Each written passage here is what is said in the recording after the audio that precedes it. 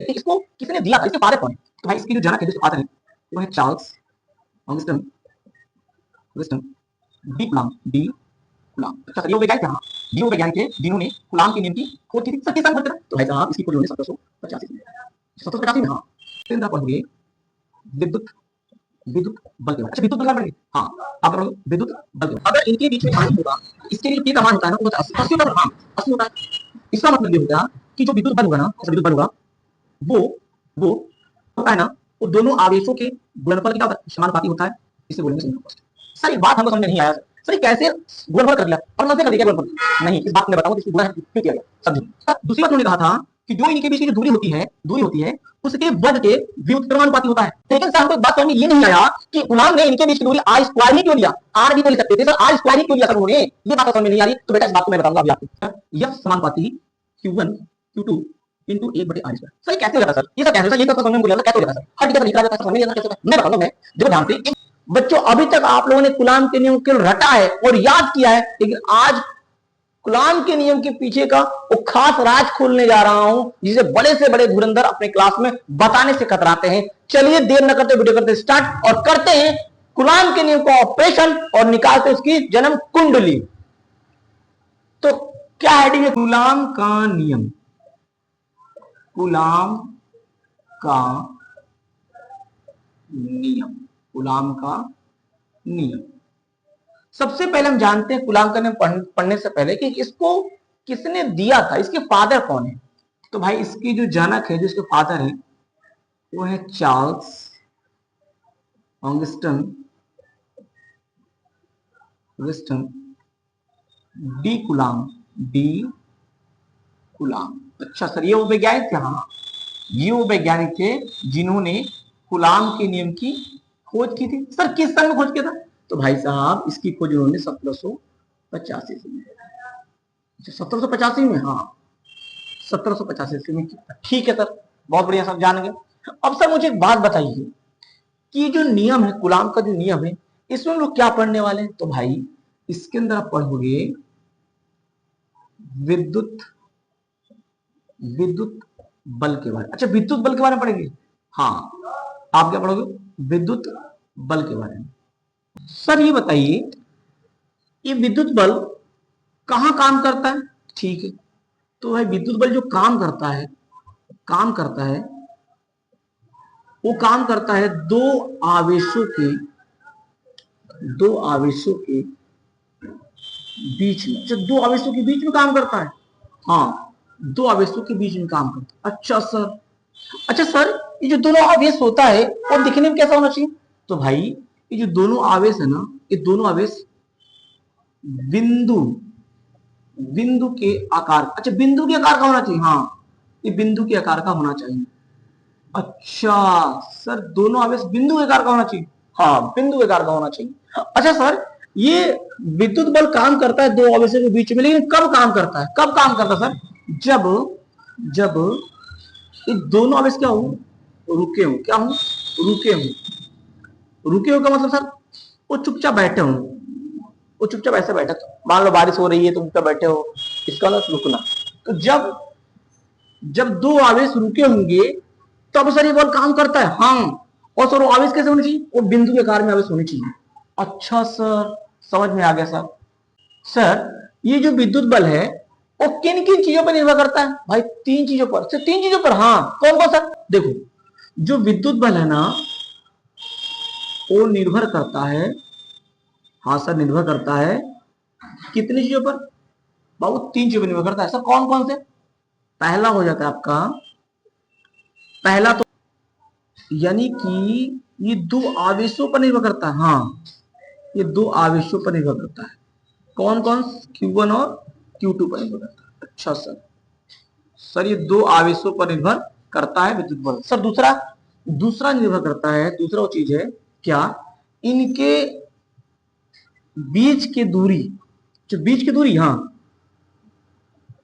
उनके बीच की दूरी का वर्ग, मतलब आर स्क्वायर। अच्छा सर यानी ये उनके बीच की दूरी का जो होता है, जो दोनों आवेश होंगे उनके बीच की दूरी के वर्ग के, हाँ वर्ग पर निर्भर करता है। अच्छा सर, सर तीसरा किस पर निर्भर करता है? तीसरा जानो, तीसरा जो होता है वो उनके बीच के, उनके बीच के माध्यम पर। अच्छा माध्यम सर, माध्यम मतलब अच्छा के, हाँ सर माध्यम के से। अच्छा सर, यानी कि यहां पर जो विद्युत बल है वो तीन बातों पर निर्भर करता है, दोनों आवेशों पर निर्भर करता है, उनके बीच की दूरी पर निर्भर करता है और उनके बीच के माध्यम पर। ठीक है सर। अच्छा सर, माध्यम कैसा कैसा हो सकता है, तो ध्यान से देखो, ये जो माध्यम है ना, ये माध्यम आपका पानी भी हो सकता है, जब आवेश को पानी में रखा गया हो। अच्छा सर, पानी के अलावा कुछ और, हाँ कुछ और, कुछ और भी हो सकता है, कुछ और भी, कुछ और भी हो सकता है, कुछ और भी हो सकता है भाई, कुछ और भी, पानी के अलावा कुछ भी हो सकता है, कांच वगैरह कुछ भी हो सकता है। और सर तीसरा, तीसरा हो सकता है प्रकार वायु या निर्वात। अच्छा वायु या निर्वात में भी सर, हाँ, यानी कि सर इन दोनों आवेशों के बीच में तीन प्रकार के माध्यम हो सकते हैं। हाँ, या तो पानी होगा, या फिर कुछ और माध्यम होगा, या फिर उसके जो निर्वात या फिर वायु रखा होगा। अच्छा सर मुझे एक बात बताइए, अगर इनके बीच में पानी होगा तो विद्युत बल के मान पर क्या प्रभाव पड़ेगा, तो ध्यान से देखो, अगर इनके बीच में पानी होगा तो इसके लिए जो के का मान होता है ना, वो होता है 80। 80 होता है, हाँ 80 होता है। इसका मतलब ये हो गया कि जो विद्युत बल होगा ना, ऐसा विद्युत बल होगा वो वो 80 गुना, अच्छा 80 गुना, हाँ 80 गुना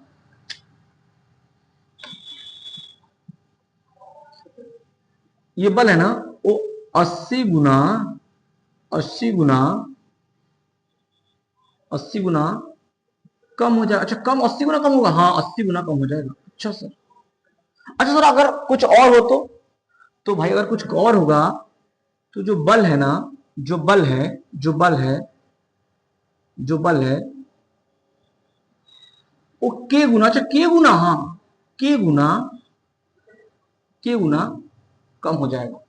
अच्छा सर, अगर दोनों आवेशों के मध्य पानी होगा तो बल 80 गुना कम हो जाएगा, हाँ। और अगर उन दोनों के मध्य माध्यम कुछ और होगा पानी के अलावा तो उनके मध्य के गुना बल कम हो जाएगा, हाँ। और अगर सर वायु और निर्वात होगा तब ध्यान से देखो, तब तब जो बल के का मान होगा वो होता है 1/4πε0। आप के का मान ये भी लिख सकते हो, या फिर 9 × 10⁹ न्यूटन मीटर स्क्वायर प्रति कूलम स्क्वायर। अच्छा, अगर उनके बीच माध्यम वायु या निर्वात होगा तो उसके लिए के का मान ये लिखेंगे या फिर ये लिखेंगे, हाँ, यानी बल इतना गुना हो जाएगा, हाँ इतना गुना हो जाएगा। सर जब उन दोनों के बीच वायु या निर्वात वाला माध्यम होगा तो उसके लिए के की वैल्यू हम ये लेंगे, हाँ ये लेंगे। यहां पर हमने दो बात लिखा कि विद्युत बल काम कहां करता है और विद्युत बल किस किस चीज पर निर्भर करता है। सर ये भी तो होता है सर, कहां पे काम नहीं करता, हाँ ये भी होता है सर, बता दीजिए। चलो देखते हैं, विद्युत बल काम नहीं करता है, कहां काम नहीं करता, हाँ सर इसी को हमको जानना है। चलो देखो क्या बताता हूं, तो ध्यान से देखो कि जब दोनों आवेश, हाँ सर दोनों आवेश, जब दोनों आवेश,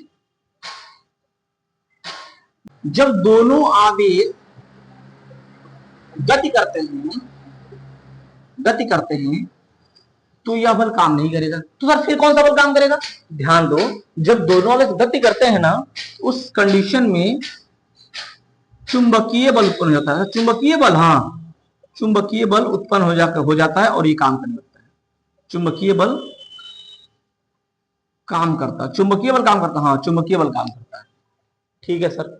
अच्छा सर और किस केस में सर ये काम नहीं करता है, और किस केस काम नहीं करता है, जब, दूसरी बात, दूसरी, तो ध्यान दो, जब दोनों आवेश की बीच की दूरी, दूरी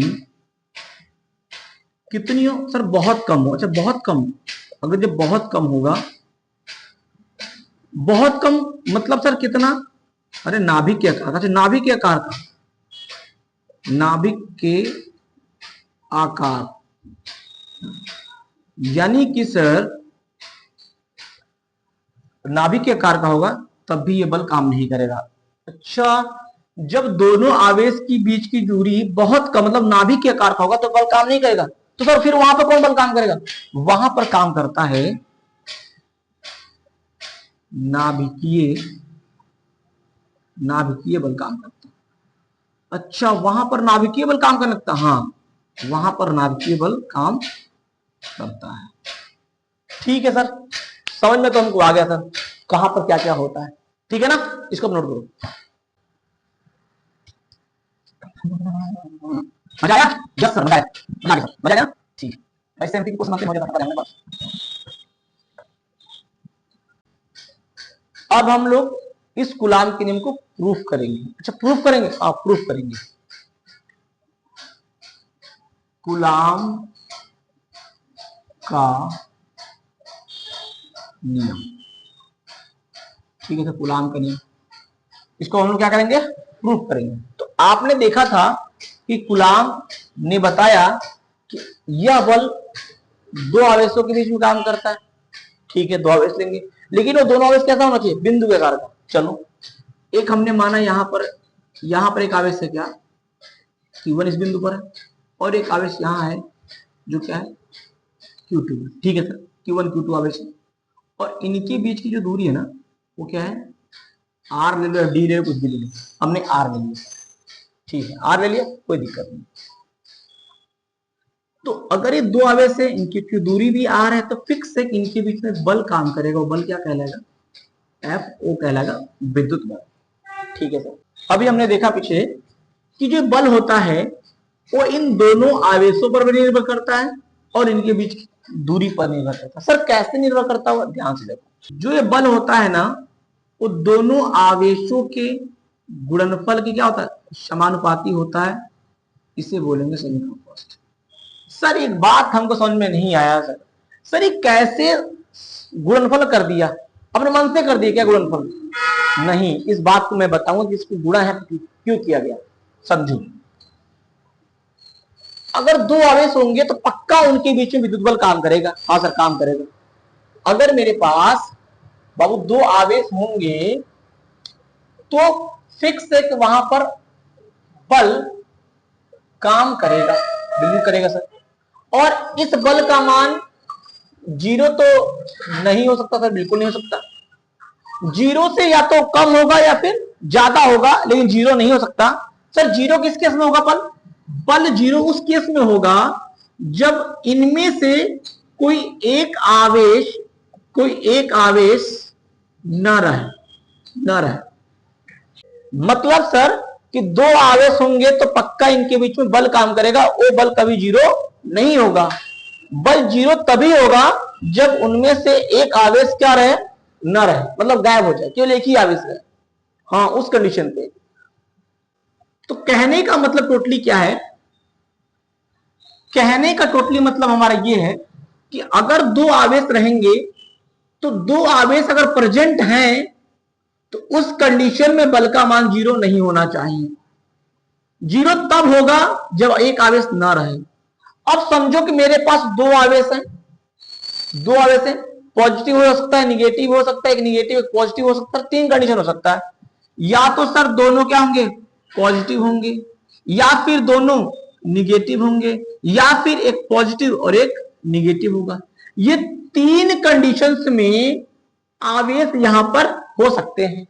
हाँ सर, हो सकते हैं, लेकिन इन तीनों कंडीशन में बल का मान जीरो नहीं होना चाहिए, बिल्कुल नहीं होना चाहिए सर। तो दिमाग लगाओ कि किस कंडीशन में ऐसा क्या करें कि बल का मान जीरो हो जाए, ये बल का मान जीरो हो जाए। अच्छा सर देखो, अगर मान लो कि कोई मेरे पास दो आवेश है, Q1 मैंने माना सर 10 कूलाम है और ये सर प्लस का आवेश है, और मैंने Q2 को माना -10 कूलाम आवेश है सर। ठीक है, मान लिया। और अगर मैं सर इन दोनों को जोड़ूंगा तो सर आवेश 10 प्लस -10, 10 -10 बराबर सर जीरो आ गया सर। इसका मतलब है कि आवेश का मान क्या हो गया, जीरो। जब आवेश जीरो तो बल जीरो। तो मतलब एक बात समझ में आ गया कि हम इन दोनों आवेश को कभी जोड़ नहीं सकते, बिल्कुल नहीं सकते। अच्छा चलो अब ध्यान से देखो, अगर मैं, मेरे पास दो आवेश हैं सर, ये 10 कूलाम है, और दूसरा भी मेरे पास क्या है, प्लस का 10 कूलाम है, दोनों प्लस में है, ठीक है सर। अगर मैं इन दोनों को घटाता हूं तो सर 10 माइनस 10 बराबर सर जीरो, तब भी क्या आ रहा है, जीरो आ रहा है सर। घटाने पर भी आवेश क्या आ रहा है, जीरो आ रहा है। और अगर मान लो कि अगर मैं इन दोनों गुणा करूं तो देखो कितना आता है, चलो सर गुणा करते हैं, Q1 इंटू Q2 करते हैं, तो सर 10 पहले वाले पे 10 माइनस 100 कूलम आ रहा है। अच्छा इसको चेक करो सर, Q1 और सर ये भी Q1 है सर, 10 पूरे 10 सर 100 कूलम आ रहा है। इसका मतलब ये हुआ कि जब दोनों आवेश को जोड़ रहे हैं तो मान जीरो दे रहा है, जब दोनों आवेश को घटा रहे हैं तो जीरो दे रहा है, और सब जो दोनों आवेश को गुणा कर रहे हैं तो सर ये मान को जीरो नहीं कर रहा है। यही कारण है कि कूलाम ने उस टाइम पर इन दो आवेशों को गुणा किया था। समझ में आया ना? अगर वो उस टाइम पे यहां प्लस लिखते तो ये आवेश जीरो भी हो सकता था। कब? जब एक आवेश प्लस में और एक आवेश क्या हो, माइनस में बराबर आवेश हो तब।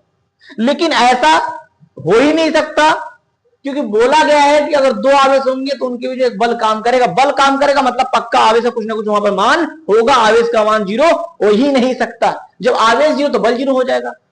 तो उन्होंने सोचा कि चलो अगर मैं माइनस लू, तो अगर वो माइनस लेते तो मान लो दोनों प्लस प्लस आवेश और बराबर आवेश होता, तो उस कंडीशन में क्या हो सकता है, इसका मान भी जीरो। तो जब आवेश का मान जीरो तो बल जीरो, ऐसा पॉसिबल नहीं है, ऐसा पॉसिबल ही नहीं है भाई, बल जीरो नहीं होना चाहिए।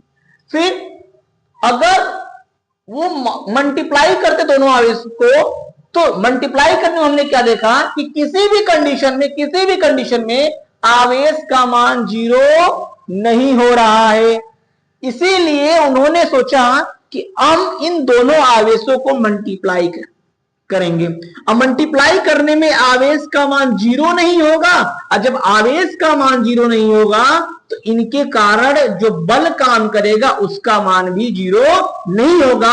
यही कारण था कि कूलाम ने इन दोनों आवेशों को क्या किया, मल्टीप्लाई किया। आई होप यहां पर बात समझ में आ गया ना? समझ में आ गया। और सर ये समानुपाती क्या आपने लगाया है, इसका मतलब हुआ कि ये वाली बात इस पर निर्भर करता है कि अगर ये मान बढ़ेगा तो ये भी मान क्या होगा, बढ़ेगा। समझ में आई बात? हाँ सर समझ में आ गई बात। चलो तो भाई ये था इसके बीच की कहानी कि क्यों मल्टीप्लाई लिया गया, इस बात को पता होना चाहिए। ठीक है सर, पता हो गया सर। और सर दूसरी बात उन्होंने क्या कहा था, दूसरी बात उन्होंने कहा था कि जो इनके बीच की जो दूरी होती है उसके वर्ग के व्युत्क्रमानुपाती होता है। इसका मतलब क्या हुआ सर, इसका मतलब यह हो गया कि अगर हम r का मान बढ़ाएंगे तो f का मान घटेगा, और r का मान घटाएंगे तो f का मान बढ़ेगा। लेकिन सर हमको एक बात समझ में ये नहीं आया कि कूलाम ने इनके बीच की दूरी r स्क्वायर ही क्यों लिया, r भी तो ले सकते थे सर, r स्क्वायर ही क्यों लिया सर उन्होंने, ये बात सर समझ में नहीं आ रही। तो बेटा इस बात को मैं बताऊंगा अभी आपको। देखो कैसे, मान लो कि मेरे पास यहां पर प्लस का क्यू आवेश है, ठीक है सर, प्लस का क्यू आवेश है आपके पास, और यहां जब आवेश होगा तो उससे क्या निकलेंगे, विद्युत बल रेखाएं निकलेंगी। क्या निकलेंगे, विद्युत बल रेखाएं। तो चलो हमने माना कि यहां से निकल रहे हैं विद्युत बल रेखाएं। अब विद्युत बल रेखाएं जो निकलती है ना वो सभी दिशाओं में निकलती है, किसी एक पैटर्न दिशा में नहीं निकलता। ये निकल रहा है हमारा विद्युत बल रेखाएं निकल रही है। समझो मेरी बात, में कहना क्या चाहता हूं, अभी तुरंत समझ जाओगे कि वहां पर हमने r स्क्वायर कूलाम में क्यों लिया था। ठीक है ना, ठीक है। और अगर बाबू मिलाऊं, ये सब क्या है सर, ये सब हमारे हैं विद्युत बल रेखा है ना जी सर, विद्युत बल रेखा है, ठीक है। अब ये विद्युत बल रेखा सभी दिशा में, यानी कि चारों तरफ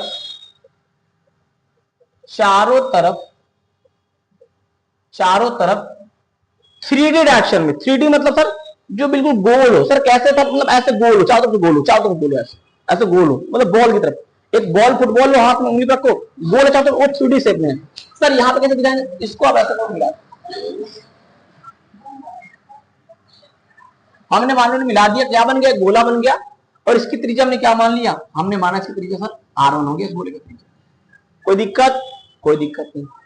तो जब चारों तरफ मिलाया तो ये 3D स्पेस में, 3D स्पेस में सभी दिशाओं में क्या हो गया, फैल गया। सभी दिशा में, सभी दिशा में क्या हो गया सर, सर ये फैल गया। अच्छा फैल गया, हाँ। और जैसे फैला सर, तो इसने क्या बना लिया सर, गोला बना लिया।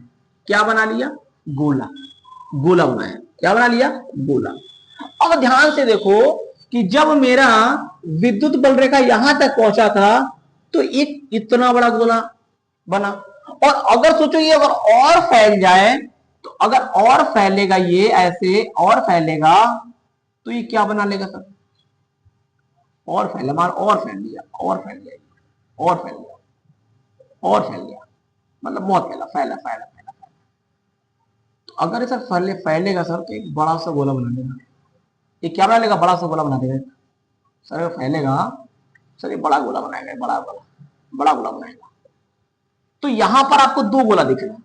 पहले जब हमारा विद्युत बल रेखा यहां पर था तो हमने बोला कि सर गोला छोटा बना था।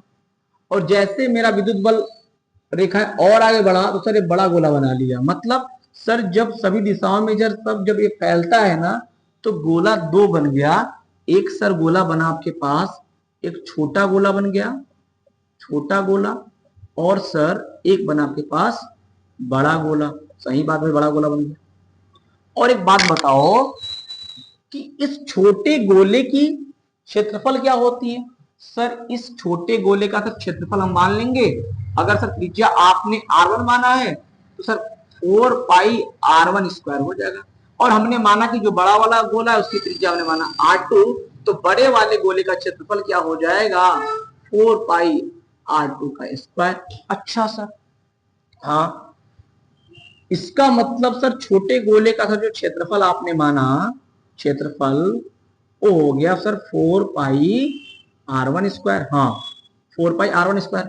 और बड़े वाले का सर जो क्षेत्रफल आपने माना वो हो गया 4 पाई R2 स्क्वायर, हाँ हो गया। इसका मतलब सर ये हुआ कि सर जब त्रिज्या का मान बड़ा है तो क्षेत्रफल का मान बढ़ रहा है। सही बात, बहुत सही पकड़ा आपने। यहां पर हमने सर एक बात ये समझा कि सर जो क्षेत्रफल है सर वो त्रिज्या नहीं आर पर निर्भर कर रहा है, बिल्कुल निर्भर कर रहा है। सर कैसे, सर इसको ऐसा लगा दो, निर्भर कर रहा है तो ऐसा लगा देंगे। अगर आर बड़ा तभी तो बड़ा वाला गोला मिला, अगर आर छोटा होता तो छोटा गोला मिलता, मतलब इसकी क्षेत्रफल छोटा हो जाता। और गोला बड़ा हुआ मतलब त्रिज्या बड़ा हुआ तो गोला बड़ा मिला, जब गोला बड़ा मतलब उसका क्षेत्रफल भी क्या हो गया, बड़ा हो गया। इसका मतलब सर अगर हमारा त्रिज्या बढ़ेगा तो क्षेत्रफल बढ़ेगा, हाँ यानी आर स्क्वायर के बढ़ने से क्षेत्रफल क्या हो जाएगा, बढ़ जाएगा। अब एक बात समझो, एक बात समझो। हाँ सर बताइए, समझने के लिए बिल्कुल रेडी। ध्यान से देखो, जब आपका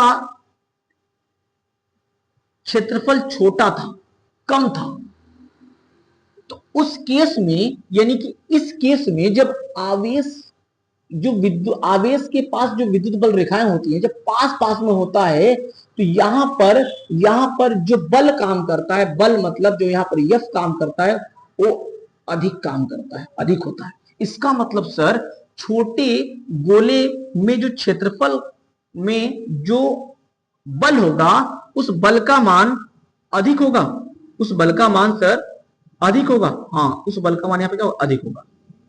और सर जो बड़े गोले में, तो इसका मतलब ये हुआ कि आवेश से जितनी दूर जाएंगी बल रेखाएं, बल का मान घटता जाएगा।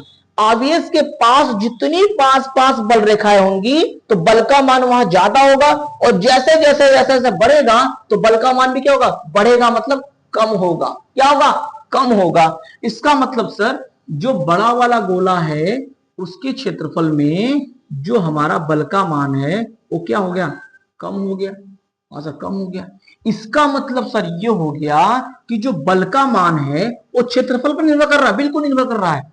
यानी सर यहां पर जब छोटा क्षेत्रफल था तो बल का मान ज्यादा था, और जब क्षेत्रफल बड़ा हुआ सर तो बल का मान कम हो गया। तो सर इससे हम एक बात यहां पे ये बोल सकते हैं सर कि जो हमारा बल है वो क्षेत्रफल के क्या है, क्षेत्रफल क्या है सर, व्युत्क्रमानुपाती है सर।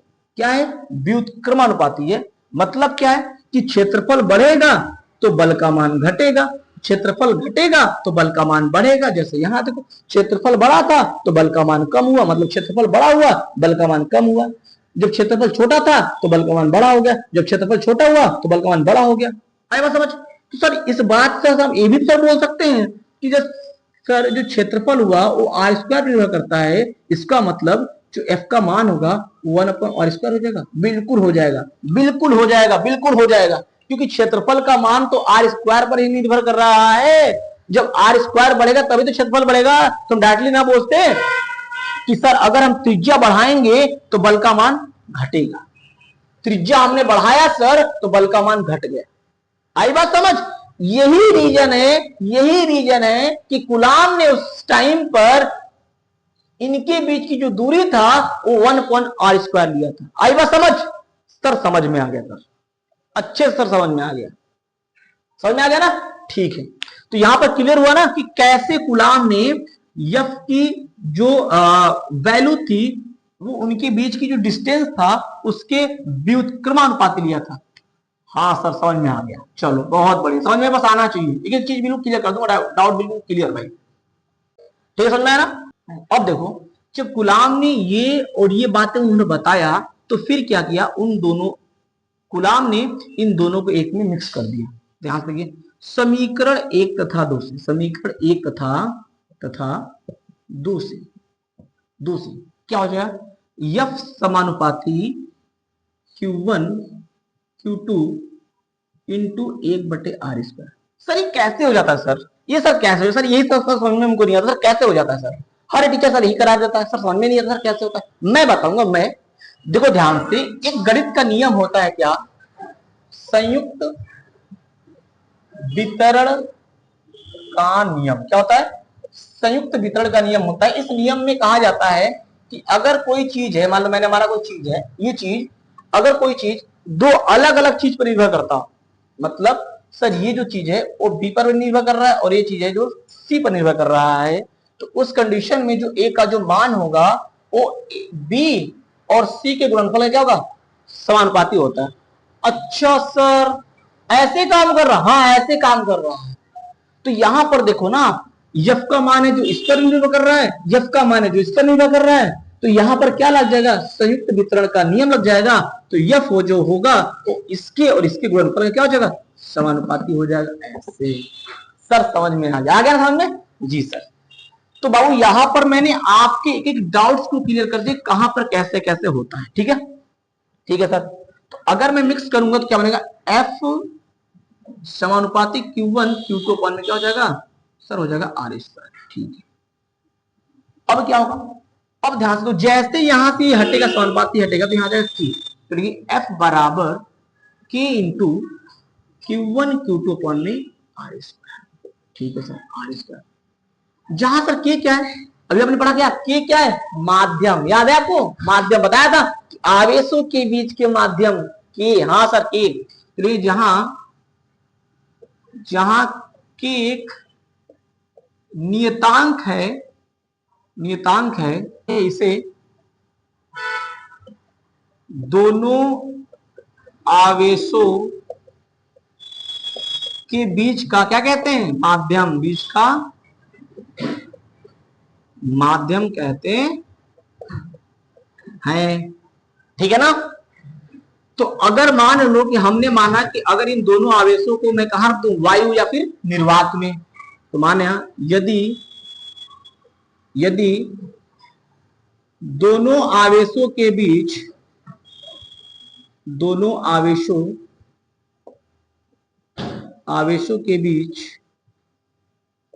दोनों आवेशों के बीच माध्यम वायु या क्या हो, निर्वात हो, तो उस टाइम पर जो के का मान होगा 1/4πε0 होता है। अच्छा ये होता है, हाँ इसको याद देंगे तो सर आ जाएगा F बराबर 1/4πε0 इंटू Q1 Q2 में क्या हो जाएगा R। ठीक है सर।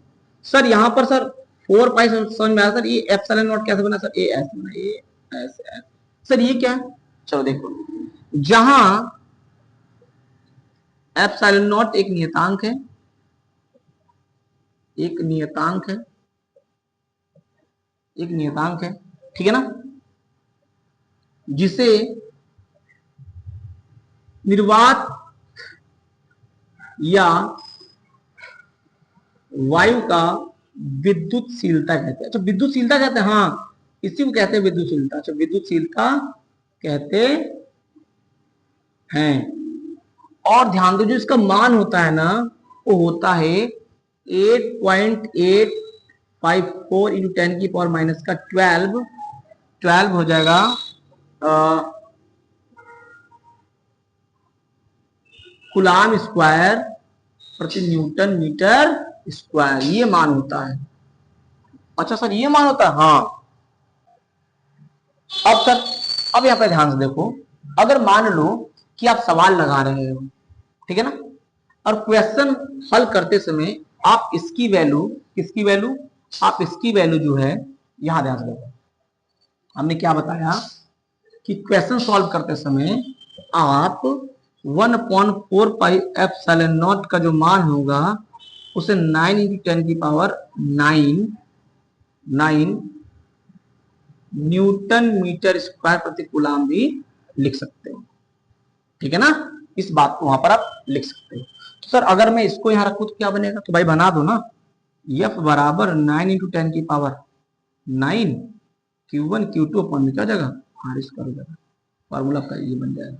ओके सर सारा कुछ क्लियर हो गया सर।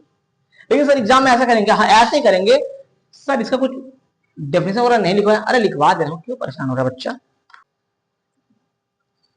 अब यहां ध्यान से देखो क्या लिखते हैं,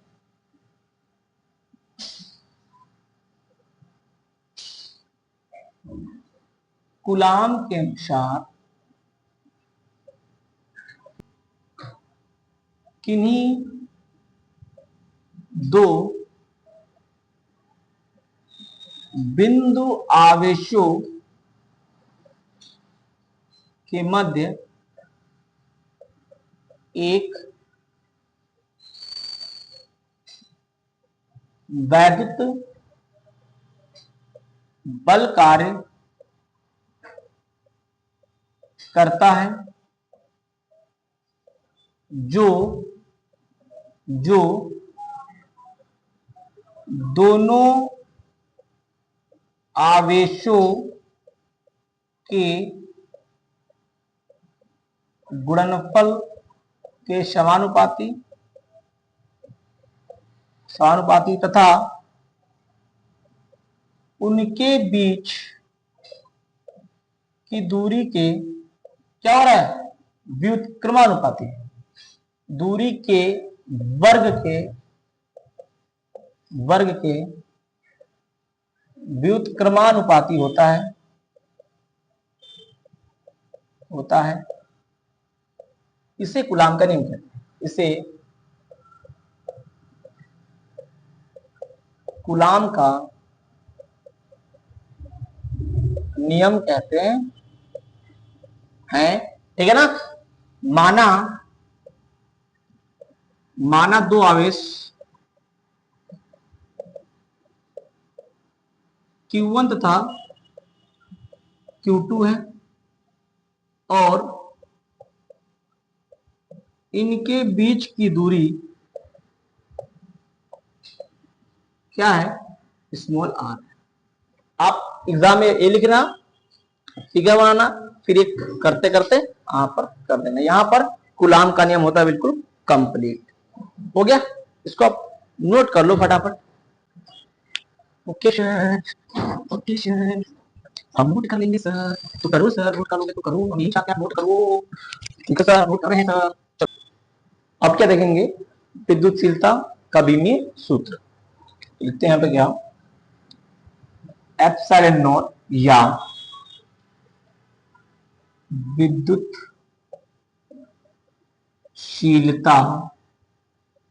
का बीमीय सूत्र। ओके सर, हमको क्या निकालना, बीमीय सूत्र निकालना किसका, एप्सिलॉन नॉट का। एप्सिलॉन नॉट कहां था सर, विद्युत वाला सूत्र में। तो पहले सूत्र लिख लो, सूत्र क्या होता है सर, एफ बराबर होता है 1/4 pi epsilon not into Q1 Q2 upon में आर स्क्वायर। मुझे किसका मान निकालना है, इसका निकालना, इसको लेके आओ इधर, तो बटा है तो आएगा तो गुणे में हो जाएगा, एफ गुणे एप्सिलॉन नॉट बराबर 1/4 pi into Q1 Q2 upon में आर स्क्वायर। अब f को भेज दो इधर, तो गुणा है तो कहां जाएगा, बट्टे में आ जाएगा। Epsilon not is equal to 1/4 pi Q1 Q2 upon में हो जाएगा F R square. Okay okay sir, अब क्या करेंगे, अब इसका बीमी सूत्र लिखते हैं। एप्सिलॉन नॉट का बीमा लिखते हैं जब, तो ये तो कांस्टेंट वैल्यू है तो इसको नहीं लिखते, इसका कांस्टेंट वैल्यू है मतलब स्थिरांक, इसको कोई मतलब नहीं, आपको इधर समझना है। तो क्यों यानी आवेश का बीमी सूत्र क्या होता है सर, होता है 80 होता है, 80 होता है, और इस वाले आवेश का भी हो जाएगा क्या 80। बल का बीमी सूत्र सर होता है MLT माइनस, बहुत बढ़िया। और यहाँ पर R मतलब दूरी, दूरी को लंबाई में लिखते हैं, L2 हो जाएगा। क्यों, क्योंकि सर यहाँ पे आर स्क्वायर दिया है, ठीक है। अब इनको मिक्स करो तो A2 हो जाएगा, और T 2 बार तो T2 हो जाएगा, अपॉन में इनको मर्ज करो तो क्या हो जाएगा, M L2 और L1 L3 हो जाएगा, L3 और T माइनस 2 हो जाएगा। अब इसको ऊपर सेंड कर दो तो A2 T2 इंटू, अभी जब जाएगा ऊपर ना तो चिन्ह बदल जाएगा, जहां माइनस वहां प्लस, जहां प्लस वहां माइनस। तो यहां पर m की पावर यहाँ पर 1 है तो करेगा तो माइनस होगा, m की पावर माइनस का 1, l की पावर माइनस का 3 और t की पावर हो जाएगा 2। जब इनको मिलाकर हम लिखते हैं तो एक बीमी सूत्र का नियम होता है, पहले m आएगा फिर l आएगा फिर t आएगा। तो भाई पहले m को लिखो, फिर l -3 हो गया, फिर t 2 2 4 t4 हो गया, फिर क्या आ जाएगा आपका A2 आ जाएगा। इस प्रकार हमने एप्सिलॉन नॉट का बीमा हमने निकाल लिया, एग्जाम में पूछा भी जाता, बहुत ज्यादा इंपॉर्टेंट है। तो यहां पर आपका कूलाम का नियम और उससे जुड़ी हमारा एप्सिलॉन नॉट का बीमीय सूत्र हमने बता दिया, बहुत इंपॉर्टेंट है। तो आज केवल कूलाम के नियम पढ़ेंगे और उससे जुड़ी एप्सिलॉन नॉट का बीमीय सूत्र हमने निकाला, ठीक है ना। आई थिंक आज का जो लेक्चर था ना आपको बहुत अच्छे से समझ में आया होगा। अगर आपको कहीं डाउट भी ना पूछ सकते हो, मैं सारे फिजिक्स को रटाऊंगा नहीं, विजुलाइज कराऊंगा कि अगर हो रहा है तो क्यों हो रहा है, ठीक है ना। तो चैनल को सब्सक्राइब करिए ताकि मेरा नया वीडियो जब आए सबसे पहले आप तक पहुंच जाए। Okay bye bye.